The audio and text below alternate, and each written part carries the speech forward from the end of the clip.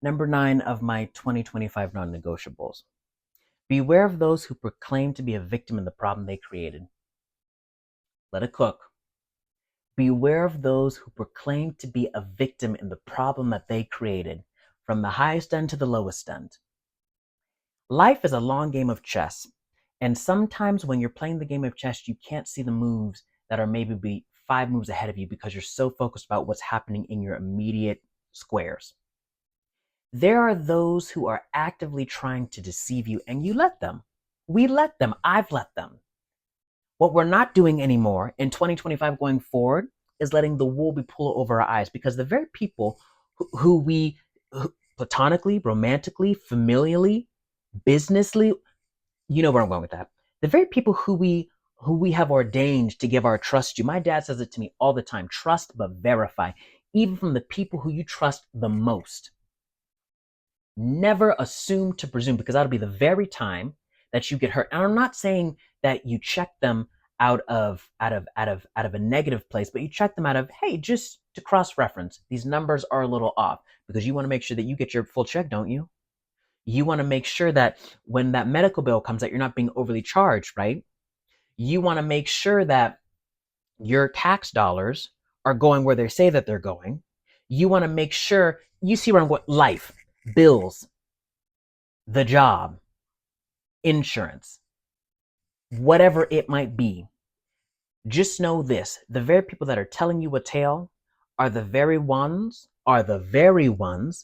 that do not have your best interest at heart. Why? Why would someone go out of their way to do that? What's the motive? And the funny thing is, and I know I said this in the last post, we let them. We let people get away with shenanigans all the time. All the time. So then the joke's on us. And instead of saying, how could they? Why did you let them? What made them feel so comfortable that they could treat you in such a manner, that they could speak to you, that they could do in such a heinous manner? And you let them. I let them. Time and time again. A true leopard will never change their spots. And the definition of insanity is doing the same thing again and again and expecting a different result. So let me say this, because we're trying to, this is not a high horse moment.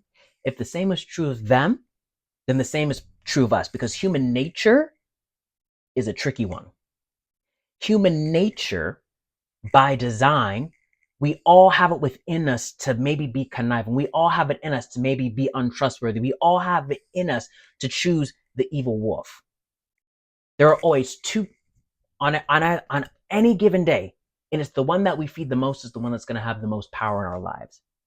So again, beware of those who proclaim to be a victim in the problem that they created, because when they're telling you a tale, and so then when you start to get wise and start to play detective and ask inquisitory questions, because you want to get the whole story and not just one-sided.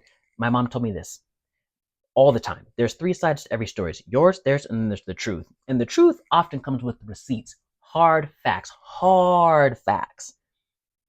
And a true leopard, like I said, will never change their spots. But let me say this: your words tell me who you want to be, but your actions show me who you are. What you promised me way back when is not what you're showing me now. Your actions are showing me something different. How can I trust you? So then again, taking accountability of responsibility, why do you let them? Why do you let people get away with shenanigans? You know darn well if it had been anybody else,